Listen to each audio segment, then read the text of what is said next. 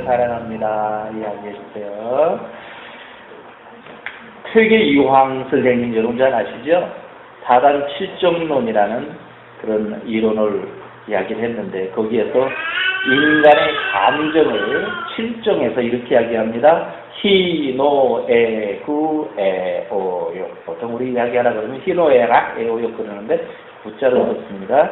그래서 이렇게 나누어 설명을 했고 불교에서도 기쁠 낙자, 그 다음에 어려울 고자, 고통할 때 고자죠. 그 다음에 기쁠 시자, 그 다음에 염려할 때 우환할 때 우자, 그리고 마지막 한자가 있는데 그게 사자예요.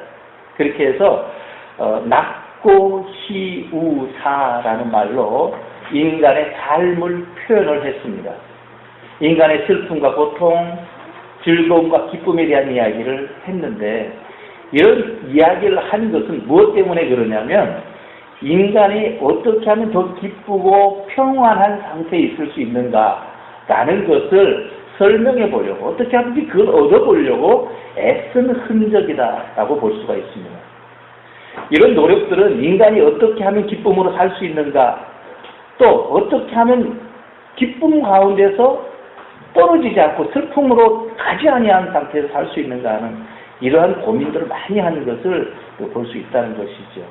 사람들은 기쁨을 얻기 위해서 많이 노력을 합니다. 어떤 사람들은 기쁨을 얻기 위해서 먹는 것에 집착을 하고 그래서 먹을 때 기쁘죠. 그럼 그런 거 느껴보셨나요? 저는 어저께 밤에 단 음식 그렇게 먹고 싶어요. 그 꿀을 한 입 들이켰는데 그거 가지고도 안 되겠어요. 그래서 케이크 같은 걸 먹고 싶은 거예요. 뭔가 단 거 먹고 싶어요. 그러니까 몸이 단 걸 요구하는구나. 단 걸 그리고 먹으면 기분이 좋아지거든요. 그러니까 여자분들이 초콜릿 많이 먹죠. 그러다 나중에 뚱뚱해지긴 하지만 아무튼 그런 걸 먹음으로 인해서 기쁨이 조금 있을 수 있습니다. 또 어떤 사람들은 감각적인 것을 만족시킴으로써 기쁨을 얻으려고 합니다. 또 조금 더 발전된 사람들은 다른 사람들을 도와줌으로써 내 마음의 기쁨을 얻으려고 합니다. 그런데 이런 모든 세상에서 얻을 수 있는 기쁨들은 한 가지 공통점이 있는데 그거는 뭐냐면 나로부터라는 거예요. 내 욕구를 만족시킴으로. 그럼 다른 사람을 돕는 것도 내가 다른 사람을 도움으로 해서 내가 만족되는 거예요. 그래서 나로부터 나와지는 기쁨이라는 이러한 특징이 있습니다. 불교에서는 그래서 이를 극복하기 위해서 그러니까 바깥으로부터 와지는 외부로부터의 자극에서 내가 평정하기 위해서 또 내부로부터 오는 그런 욕심이나 이런 것도부터 평정하기 위해서 어떻게 하냐면 사를 이야기해. 버릴 사. 정확하게 말하면 평정심을 갖자라는 거죠. 그래서 다 버리자. 해탈하는 거죠. 다 버리고 내 마음이 평정하고 평안한 상태에 이르게 되면 거기에 참된 도를 깨닫는 어떤 경지에 이른다. 이렇게 이야기하는 거예요. 그러나 모든 것을 버리고 평정한 상태에 이룰 수 있는 사람이 어디에 있습니까? 여러분 아무리 내가 내 속에 있는 욕심을 버리려고 한다 한들 이 욕심 죽을 때까지 욕심은 계속해서 올라오게 돼 있습니다. 이 욕구는 죽을 때까지 나를 따라다닙니다. 그래서 아무리 산에 올라가서 수양을 해도 아무리 기도를 하고 아무리 금식을 해도 금식 끝나고 도식을 하면 인간의 욕구라는 또 올라오게 돼 있습니다. 제가 그걸 19살, 20살 때 깨달았어요. 이걸 끊임없이 올라오는 인간의 욕심은 죽을 때까지 따라오는구나. 자, 이처럼 사람이 자기 자신의 욕심을 아무리 버린다 할지라도 평정하게 된다 할지라도 진정한 기쁨을 누릴 수 있는 가능성은 거의 0%라고 저는 말할 수밖에 없습니다. 그래서 우리 하나님께서 우리에게 약속하신 기쁨, 우리 하나님께서 우리에게 주신, 그래서 인간 나로부터 나와지는 무언가가 아니라 위로부터 내려오는 무언가를 하나님이 약속해 줬는데 약속된 것을 왜 찾아보자는 거예요. 성경에 그 말씀이 기록되어 있어요. 자, 우리 22절 말씀 같이 봅니다. 같이 한번 보실까요? 22절 다 같이 읽어봐요. 시작. 지금은 너희가 근심하나 내가 다시 너희를 보리니 너희 마음이 기쁠 것이요 너희 기쁨을 빼앗을 자가 없으리라. 여러분 예수님은 제자들에게 이제 얼마 지나지 않아서 자기 자신이 마치 해산하는 여인이 고통스러워하듯 십자가에서 고통을 당할 것을 이야기했어요. 그래서 여러분 오늘 말씀 같이 봤죠? 해산하는 여인이 고통을 당하듯이 예수님이 고통당할 것에 대해서 이야기를 해요. 그렇지만 그 고통이 끝나면, 해산하는 여인의 고통이 끝나면 그 다음 뭐가 있어요? 그 다음에 아기가 있어요. 아기. 내가 해산하는 고통을 겪었지만 그 고통을 잊어버리게 되는 원인은 어디에 있는가? 고통이 끝났기 때문이기도 하지만 옆에 아기가 있기 때문에 하고 우는 아기를 보면 이때까지 고통스럽고 힘들고 아팠던 것들이 다 잊혀질 정도로 너무너무 기쁨이 크다는 것을 주님 이야기를 해요. 그렇듯이 주님께서도 아픔을 당할 것이지만 반드시 이 아픔 가운데 내가 너희들을 낳을 것이고 그 생명들을 보게 되면 내가 기쁨이 충만할 것이다. 그리고 너희들도 나를 보면 기쁨이 충만하게 될 것이다. 라고 주님이 말씀을 했어요. 그런데 여기서 주의해야 될 또 두 가지 여러분들이 핵심적으로 말씀드리도록 할게요. 하나는 내가라는 말이고 또 하나는 보리니라는 말이에요. 내가라는 말은 누구를 의미하죠? 예수님을 의미해요. 그러니까 지금은 너희가 근심하나 내가 다시 너희를 보리니. 누가 본다는 거예요? 제자들도 예수님을 볼 수 있지만 예수님께서 하신 말씀의 핵심은 그게 아니에요. 내가 너희를 다시 보리니. 내가라는 건 예수님을 의미해요. 근데 그 뒤에 보리니라는 말은 무슨 뜻이냐면 본다라는 말은 주목하다, 관심을 기울이다라는 거예요. 여러분 애기를 낳아놓고 그냥 팽개쳐 놓는 사람 아무도 없어요. 그런 엄마는 엄마도 아닐 거예요. 애기를 낳아놓고 고통스럽게 낳기 때문에 그 아이가 너무너무 소중해. 그래서 내 몸이 힘들고 막 욱신욱신거리고 쑤시고 힘들더라도 그 아이에게 배고프면 먹을 것을 주어요. 젖을 주잖아요. 물리잖아요. 그리고 그 아이가 싸면을 갈아주고 모든 것들을 공급을 해줘요. 이것이 엄마예요. 여기서 본다, 주목하다, 관심을 기울이다라는 말은 뭐냐? 바로 그런 뜻이에요. 그러니까 마치 예수님이 고통을 당할 때 아기를 낳은 엄마처럼 그 아기를 돌보는 엄마처럼 누구를? 제자들 너희들을 돌보도록 하겠다라는 거예요. 이 말씀이 이 의미 속에 담겨 있습니다. 이 말씀 속에 담겨 있습니다. 그럼 예수님이 우리들을 그냥 내팽개쳐 세상에서 아는 멋대로 살다가 그냥 와. 이게 아닙니다. 지금도 여러분들을 쳐다보고 계시고 여러분들이 관심을 기울이시고 여러분들을 지금도 돌보시고 계시는 주님이신 줄로 믿으십시오. 그분은 지금도 그렇게 하시고 계시라는 것입니다. 그러니까 이렇게 말씀을 이제 원문에 가깝게, 원뜻에 가깝게 해석을 하면 이런 의미가 되겠죠? 내가 다시 너희를 주목하여 관심을 기울일 것이기 때문에 너희가 기쁠 것이다. 우리가 기쁘게 되는 원인이 뭐냐면 뭘 깨달아요? 주님이 우리들에게 계속해서 관심을 기울이시고 주님이 나를 쳐다보시고 주님이 나에게 은혜를 베푸시고 주님이 나를 모든 것들을 공급해 주신다는 사실을 깨닫고 기뻐질 것이다. 여러분 이 기쁨이 여러분들에게 오늘 이 아침에 충만하게 되기를 주 여러분으로 축원합니다. 예수님이 제자들과 육체적으로 함께 할 수는 없지만은 제자들과 또한 예수를 믿는 모든 사람들에게 관심과 사랑을 기울일 것을 약속해 주신 약속의 말씀이에요. 이거는 더할 나위 없는 축복이에요. 또한 성도가 가질 수 있는 기쁨의 놀라운 근원이 되어집니다. 우리가 무슨 일을 만나든지 실망하지 않고 기뻐할 수 있는 근거가 됩니다. 무슨 일을 만나든지 담대할 수 있는 근거가 바로 예수님이 오늘 나를 돌보신다. 나는 주님의 아기이다. 하나님의 어린 아기 같은 존재이다. 그래서 하나님이 나를 돌보시고 계시고. 그래서 다윗이 뭐라 그랬어요? 다윗이 내가 부족함이 없습니다. 내가 두려워하지 않습니다. 내 잔이 넘치나이다. 나는 여러분들이 이 고백할 수 있게 되기를 주의 이름으로 축원합니다. 요한복음 15장 11절 말씀 그래서 이렇게 이야기하죠.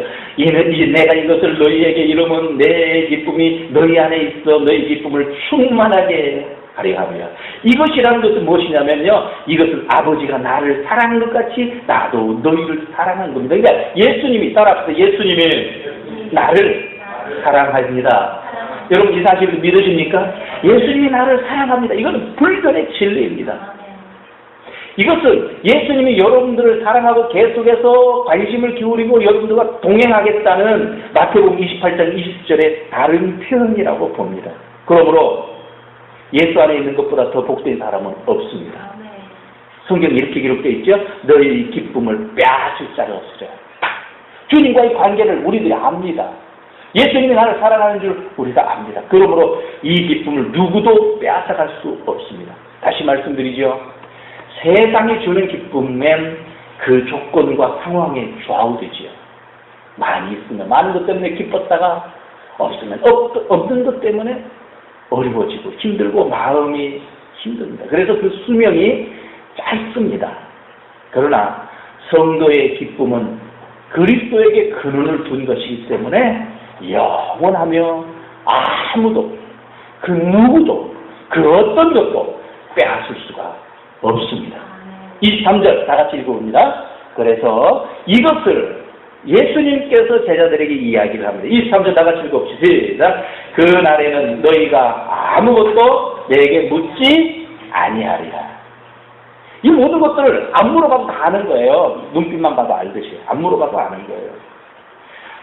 성령께서 임재하셔서 예수님이 누구신지 그가 하신 일이 무엇인지 말하게 하실 것이기 때문에, 알게 하실 것이기 때문에 다시 질문할 필요가 없습니다. 그래서 빌립보서 기자는 4장 4절에서 주 안에서 항상 기뻐하라. 내가 다시 말하는 기뻐하라. 나는 이 말을 좀 뒤집어 말하고 싶어요. 기쁨이 없습니까? 주 안에 거하도록 하십시오. 기쁨이 사라졌습니까? 주님이 여러분들에게 관심 기울인다는 사실을 다시 한번 회복하십시오. 그래서 빌립보 4장 4절 주 안에서 항상 기뻐하라. 내가 다시 말하니 기뻐하라. 이 말을 난 안 기쁜데 어떻게 기뻐하란 말이야? 이렇게 우리가 생각할 수 있잖아요. 이걸 뒤집어서 생각을 해야 돼요. 기뻐하지. 기뻐할 마음이 없으면 기쁜 마음이 네 속에 살아있거든 다시 주님과의 관계를 회복해라. 두 번째로는 주님 우리들에게 주신 기쁨은요, 구하라는 것입니다. 한번 따라하겠습니다. 구하라. 너희 기쁨이 충만하리라. 구하면 너희 기쁨이 충만하겠다는 거예요. 예수님께서 하늘로 가신 후에 제자들에게 주신 놀라운 특권이 있는데 그건 바로 기도하면 응답해 주신다는 겁니다. 여러분 기도할 때 있어 기억해야 될 두 가지 중요한 사실이 있습니다. 첫 번째는 무엇이든지 구하라는 거예요. 뭘 구하라고요? 하나님이 요구하는 것만 구하라고요? 아니에요. 무엇이든지 구하라는 것입니다. 제자들에게 무엇이든지 구하라고. 여러분 삶의 전 분야에 걸쳐 하나님의 도움이 필요하면 언제든지 구할 수가 있습니다. 거기에는 여러분 권력이나 돈도 포함됩니다. 사람도 포함됩니다. 무엇든지 원하는 대로 구하라. 그래 하면 주신다고 약속을 했습니다. 문제의 많고 적음이 문제가 될 수가 없습니다. 문제의 난이도가 어렵고 힘드냐가 이것이 걱정될 필요가 없습니다. 여러분 걱정하고 염려하는 무엇이든지 하나님께 구하시기 바랍니다. 여러분들의 마음에 기쁨을 빼앗아가는, 진정한 기쁨을 빼앗아가는 그걸 놓고 함께 구해야 된다는 거예요. 요한복음 14장 14절 내 이름으로 무엇이든지 내게 구하면 내가 행하리라. 여러분 주님께서 말씀하신 이 말씀은요 제한적으로 몇 분만 주시는 것이 아니라 계속해서 주신다는 약속입니다. 지혜로 주시고 능력도 주시며 일용할 양식, 마태복음 6장 11절 일용할 양식도 또 우리의 삶의 성도로서 이 세상 살아가는 데서 주님을 봉사하는 데 있어서 필요한 모든 것들을 사명을 감당하는 데 있어서 필요한 모든 사명 그리고 능력까지 일체의 것들을 다 예비하시고 주신다고 약속을 했습니다. 무엇이든지 구하십시오. 두 번째로는 예수 이름으로 구하십시오. 따라합시다. 예수 이름으로 구하라. 여러분 사람들이 오해하는 것 중에 하나가 뭐냐면 예수님이 우리의 기도를 받아가지고 예수님이 하나님께 쏘는 줄 알아요.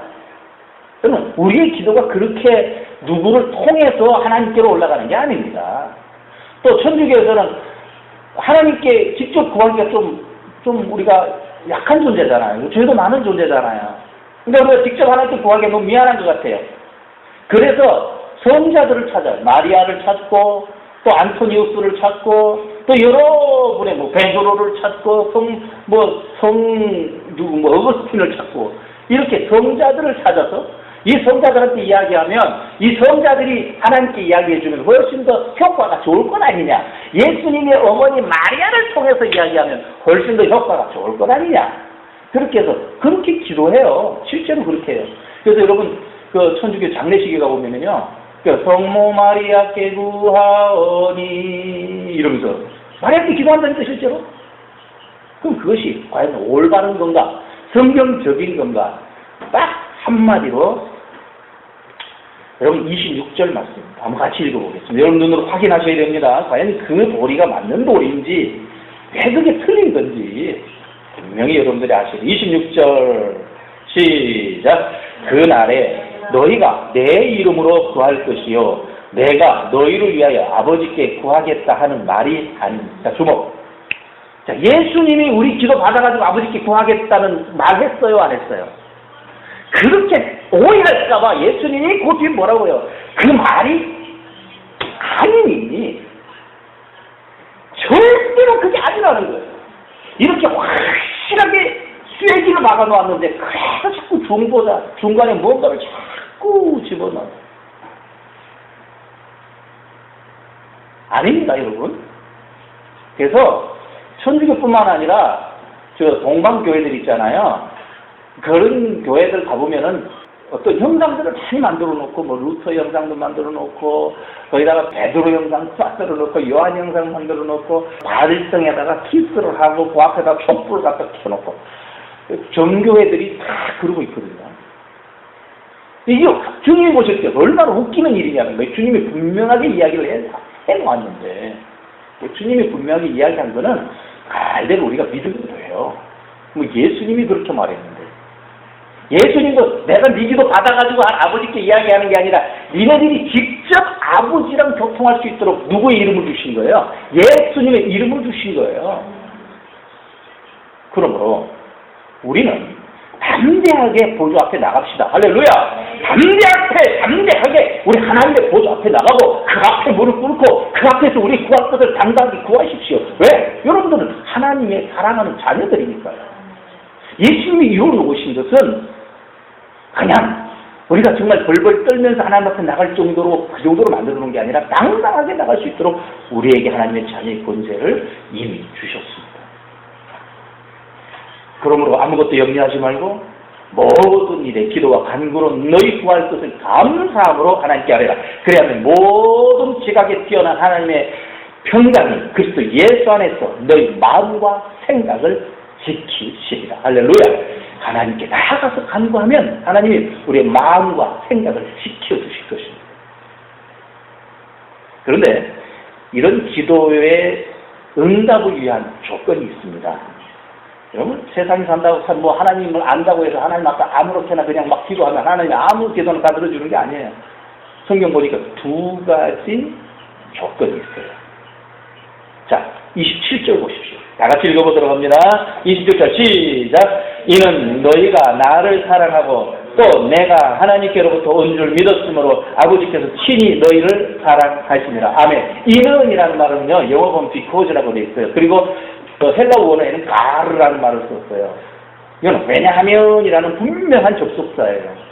왜냐하면 그 이유가 있어요. 앞에 있는 말이 뭐냐면 그날에 너희가 내 이름으로 구할 것이요 내가 너희를 위하여 아버지께 구하겠다는 말이 아니니 이 이유는 우리가 직접 하나님께 구해서 하나님께로부터 받을 수 있고 기도의 응답을 받을 수 있는 그 이유는 두 가지예요. 첫 번째는 예수님이 하나님께로부터 온 줄 믿는 거예요. 믿으시면 아멘 하세요. 우리는 하나님께로부터 예수 그리스도께서 오신 줄 믿습니다. 그래서 성경 말씀 요한복음 1장 12절 영접하는 자 곧 그 이름을 믿는 자들에게는 하나님의 자녀가 되는 권세를 주셨습니다. 그러니까 믿는 것이 조건이 돼요. 로마서 10장 13절 누구든지 주의 이름을 부르는 자는 구원을 받으리라. 그래서 하나님의 자녀가 될 뿐만 아니라 구원받은 존재가 되고 그래 하나님 나라의 백성이 된 거예요. 마가복음 16장 17절 이하의 말씀은 이런 말씀이 있어요. 믿는 자들에게 이런 표적이 따르니 곧 그들이 내 이름으로 귀신을 쫓아내며 새 방언을 말하며 뱀을 집어올리며 무슨 독을 마실 자도 해를 받지 아니하며 병든 사람에게 손을 쥔즉 나으리라. 이것이 주님께서 우리에게 주신 믿는 자에게 주신 약속이에요. 여러분 믿되 확실하게 믿음을 가지십시오. 두 번째는 예수님을 사랑하는 것이며, 다시 한번 보십시오. 이는 너희가 나를 어떻게 하고요? 사랑하고. 따라합시다. 사랑하고. 아멘? 그런데 여러분, 이 말이 나는 매우 매우 중요하다고 생각합니다. 이 앞에 있는 사랑하고라는 말하고 27절 뒤에 나오는 아버지께서 친히 너희를 사랑하심이라는 말하고 연결이 되어 있습니다. 자, 아버지께서 친히 우리를 사랑하시기 때문에 우리에게도 아버지를 사랑할 수 있는 힘이 생겨난 거예요. 그 아버지를 사랑하는 마음이 없으면 기도도 응답이 안 돼요. 그 아버지를 사랑하는 마음이 없으면 구원도 못 받아요. 믿습니다 해도 사랑하는 정도까지 가야 된다는 소리예요. 사랑해야만 그 사람이 하나님과 관계가 있어요. 여러분, 고린도전서 16장 22절 말씀 같이 한번 보시겠습니까? 고린도전서 16장 22절 찾아서 보도록 하십시오. 그래서 우리가 성도님들이 그저 난 믿습니다. 나도 믿어요. 좀 부끄럽지만 믿어요. 이렇게 이 정도로 그치지 마시고, 나도 정말 주님 사랑하는 사람이에요. 내 생명 내놓고 주님 사랑하기를 원해요. 고린도전서 16장 22절 2단계까지 갈 수 있기를 원합니다. 주님이 요구하시는 것이에요. 이런 사람에게 기도의 응답을 즉각 주세요. 자, 고린도전서 16장 22절 다 같이 한번 읽어볼까요? 시작. 만일 누구든지 주를 사랑하지 아니하면 저주를 받을지어. 사도 바울이 오죽했으면 이런 말씀을 했었겠어요. 사도 바울이 고린도 교회를 향해서 편지를 쓰고 거의 끝자락에 가서 만일 누구든지 주를 사랑하지 않으면 그 앞에 여러 가지 이야기를 많이 했어요. 그런데 그들이 믿는다고 하면서 교회 와가지고 교회를 난장판 쳐놓고 교회를 그냥 뭐 자기 은사 자랑하느라고 교회 내에서 자기 자랑하고 육신적인 일들 막 행하고 한 이런 모든 것들을 뭐라고 이 사도 바울이 표현하냐. 한마디로 말해서 주님을 사랑하지 않는다. 자, 그럼 좀 더 구체적으로 말씀 볼까요? 여러분, 요한 1서 2장 15절 찾으세요. 요한 1서 2장 15절 16절 성경 찾으세요. 자, 우리가 지금 나누고 있는 말은 우리가 주님을 사랑하는 것이 중요하다는 말씀을 하고 있어요. 믿는 것으로 그쳐서는 안 돼요. 여러분, 믿는다는 개념이 어디까지 가야 되냐면요, 성장해서 사랑까지 가야 돼요. 그래서 이 세 가지가 반드시 있어야 된다고 한 그 세 가지가 뭐냐면 믿음과 소망과 사랑이에요. 마지막 완성이 뭐라고요? 사랑이에요. 이 단계까지 올라가셔야 돼요. 이 부분까지 여러분들이 가셔야 돼요. 자, 요한일서 2장 15절 이 말씀을 보면은 우리가 왜 주님을 사랑한다고 말은 하지만 주님을 사랑하지 못하는가, 그 사랑하기 위해서는 무엇을 해야 되는가에 대한 분명하고 구체적인 내용이 기록되어 있습니다. 같이 한번 보십시다. 15절 시작. 이 세상이나 세상에 있는 것들을 사랑하지 말라. 누구든지 세상을 사랑하면 아버지의 사랑이 그 안에 있지 아니하니 이는 세상에 있는 모든 것이 육신의 정욕과 안목의 정욕과 이생의 자랑이니 다 아버지께로부터 온 것이 아니요 세상으로부터 온 것이라. 아멘. 육신의 정욕, 내 육신의 보기 좋은 대로 행하는 것, 내 몸이 요구하는 대로 행하는 것, 이거는 누구로부터 따라온 거라 그랬어요? 세상으로부터 온 것. 세상의 임금 누구예요? 마귀입니다. 그래서 사도 바울은 이걸 가지고 굉장한 말씀을 했는데, 내 속에서 자라는 존재, 옛사람이라는 존재와 새사람 성령 안에서 거듭난 그 사람을 싸운다, 전쟁을 한다, 이렇게 이야기했어요. 그러므로 여러분들은 주님을 사랑하기를 원하시잖아요. 그렇죠? 예수님 사랑하기를 원해. 나도 무척 사랑하기를 원해요. 그런데 예수님을 사랑하는 방법이 있어요. 그건 뭐냐면 그냥은 사랑할 수가 없어요. 여러분, 세상과 그 벨리알 있잖아요. 벨리알, 그 세상의 뭡니까? 신이에요. 그 세상 임금과 하나님이 좋아질 수가 없어요. 하나님과 내 속에 있는 그 육신의 것과 육신의 소욕과 조화가 될 수가 없어요. 육신의 소욕은 성령을 거스리고 성령은 육신의 소욕을 거스리게 되어 있어요. 이 싸움을 여러분 반드시 승리하셔야 돼요. 주목하십시오. 반드시 승리하셔야 되는데, 그럼 어떻게 승리할 수 있는가? 성경이 이렇게 이야기하죠. 이 세상이나 세상에 있는 것들을 어떻게 하지 말라고 그랬어요? 사랑하지 말라고. 이 세상이나 이 세상에 있는 것들을 사랑하지 말라. 이 세상을 사랑하게 되면 아버지의 사랑이 그 안에 못 들어간다는 거예요. 하나님의 사랑을 못 덧입는다는 거예요. 이게 심각한 얘기예요. 이렇게 해도 되고 안 해도 되는 게 아니라 반드시 이거는 우리가 겪어야 되고 이거는 싸워야 되고 이거는 승리해야 될 과제예요. 두 개를 동시에 사랑할 수가 없어요. 하나님 사랑이면 하나님 사랑, 세상 사랑이면 세상 사랑, 두 개가 동시에 속에서 짬뽕이 되니 이 짬뽕을 누가 먹겠어요? 얼마나 힘듭니까? 주님 보실 때도 얼마나 답답하시겠습니까? 지난주에도 말씀드렸지만 그 사람은 어떻게 성령이 말할 수 없는 간식을 할 수밖에 없는 거예요.